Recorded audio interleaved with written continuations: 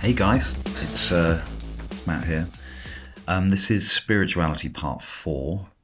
It sort of feels sort of apposite somehow because I won't go into it in too great detail, but I'm sort of feeling a little bit down today, to be honest. The weather continues to be sort of just dreary, mushy kind of grey clouds, with more clouds beyond them, it seems. But it's strange, isn't it? Because sort of everything seems to be going so well at the moment. I'm loving my work, loving the channel, loving all the kind of discussion and sort of interaction I'm getting with the various guys in the group, and both on the YouTube and the Facebook groups and so on. So well, here we are. So I mean, spirituality is about things like suffering, and understanding, why we go on, sort of doing things. I mean, look, it's funny, isn't it? I feel a bit better already, actually. When you sort of out some of these things, it just, you realise the sort of silliness of getting het up about things, right? And that kind of leads me on to something that is, I promise, to do with spirituality and not just my gloom. It's this thing called Advaita Vedanta, right? Or it's called, it's kind of more popularly known as sort of the non-dual tradition, right?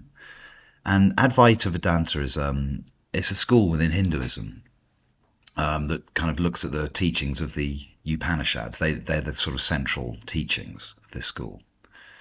And one of the sort of assertions of this work is that there's an identity shared between us, or sort of individuals, that's Atman, known as Atman, and Brahman, which is ultimate reality, right? And it sort of characterizes that identity in terms of non-duality. And so non-duality, I mean, just to expand on that a little bit, just unpack that. Actually, I mean, a nice simple route in would be to sort of look at Descartes, and he's a classic sort of dualist insofar as, the conclusion of his initial cogito ergo sum, or I think therefore I am, right, which was the foundation, the rock solid foundation of certainty.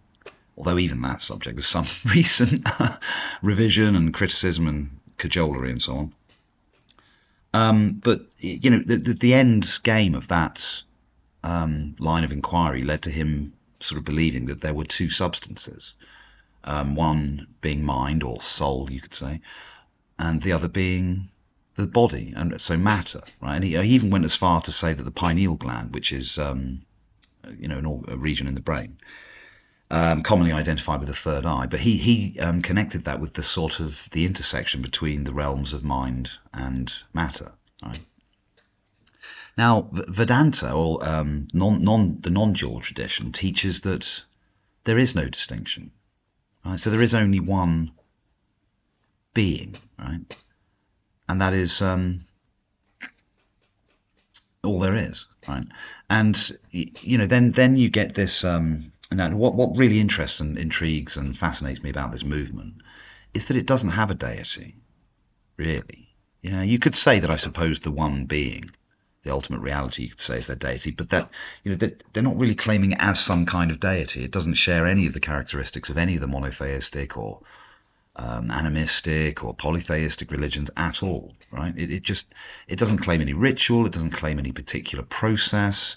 You don't have to do 40 days in the desert. You don't have to face your sins. You don't have to confess. I mean, this is one of the reasons it's kind of quite appealing to me, because it seems to have a kind of very core simplicity that can transcend all cultures, all disciplines, but yet speaks to a metaphysic that I think is fundamentally shared by all of these other traditions, right? And so, one of the things that it sort of teaches is to simply acknowledge that the self, the identity, the personality, the stories we tell ourselves are just stories, right? They are not the ultimate being. So, one way of putting it is that and it's really obvious stuff as well. This, you don't need maths, you don't need quantum physics, you don't need metaphysics. You just need common, basic sort of reasoning to say, well, it is obviously the case that my existence precedes any concept or word or idea, right? Yeah. And yet we spend most of our lives, I'd say, nearly all of it, kind of obsessing about these concepts, words, and ideas that we sort of seem to have invested so much sort of visceral attention to that we think that that's the real deal, right? So the list of facts about me, or the the story about me, the past events, the heroic and the not so heroic episodes in my life, right? And so really that's all it's saying. It's just saying, look, that there is a you that is not Matthew Gray, right? Because that's just a label that I've been given, or I've obviously continuously reinforced myself.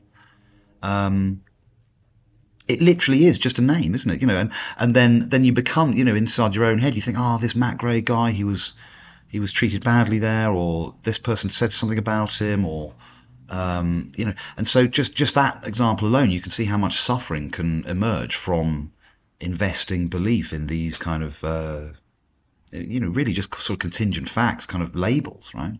Just as Donald Hoffman said, that various religious movements, even science itself, these are just pointers to some underlying reality which we cannot hope to fully grasp, right?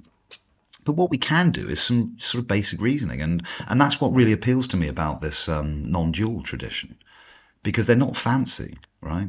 There's this guy called Sailor Bob, actually. I think he's Australian, and I think he's sort of getting on quite a bit now, but his mind is sharp as a blade, and he just sits there with a room full of these people, these sort of listeners, and gives them this sort of lecture, and really the lecture is about disentangling our minds from all of the the nonsense really that we've allowed into them. And when I say nonsense, I mean the sort of expectations that we've held ourselves against, whether they're born out of some other mind or our own, the kind of the barriers to our own self-acceptance, if you like, because we're pursuing some ideal which is kind of beyond ourself. When actually the self is prior to even the word self, right? That even the word self is just a pointer to this thing that we can't hope to fully comprehend. I mean, this might sound sort of counter to some of my other approaches, really, because obviously I really enjoy getting into science, and I don't think there's any reason to stop doing that, or philosophy. But this basic understanding, I mean, I think that the non-dual approach isn't telling you to sort of say, oh, give up your job, leave your family, all this kind of stuff, but it's just reminding you that these are stories. Yeah.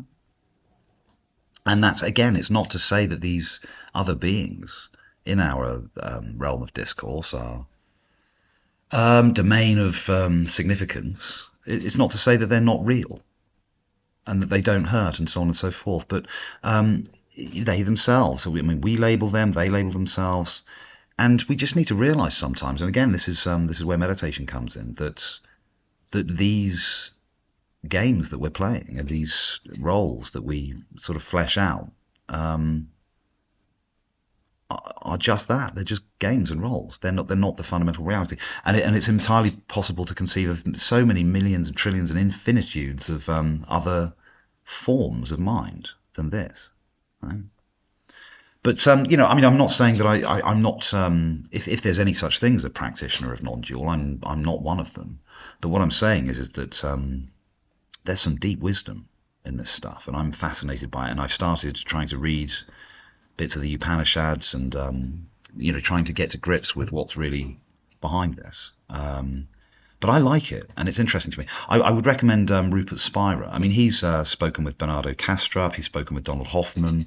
There's a bit of a kind of philosopher, sort of mystic cabal sort of forming in a way. I mean, again, it's weird, actually. I'm not sure I should even use the word mystic. I'm going to keep it at philosophy. I think that non-dual is a kind of philosophy, but it's a very practical one.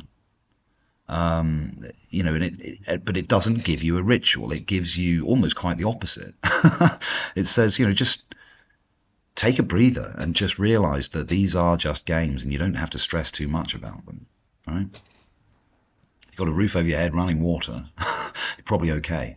I mean, who was it said? Alan Watts said, "Worry is the worst sin," and he's so right about that. I mean, the amount of times in my life that I've been worried about that Monday morning, or about that piece of mail I didn't want to open, or something like that, and you build up this kind of, well, sort of almost Balrog kind of sized demon in your head, and you think, I just can't cope with it. And then you get over the line, and nothing killed you, you know. And I think I've finally learned, you know, in recent years that, you know, actually worry makes the situation worse. And you know, what is worry ultimately? It's a bunch of words going round and round and round in your mind that cause you increasing levels of anxiety.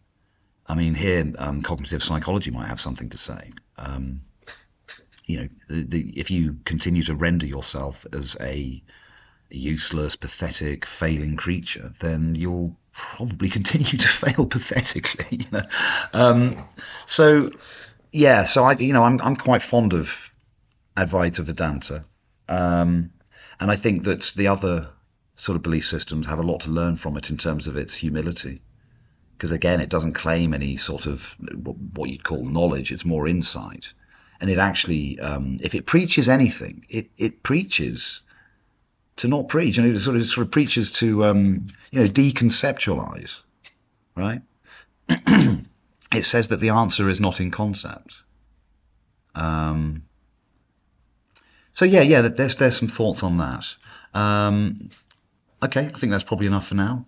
Let's call this spirituality part 4A in that case, because that's a bit of a short stint, isn't it? But I hope that's of interest.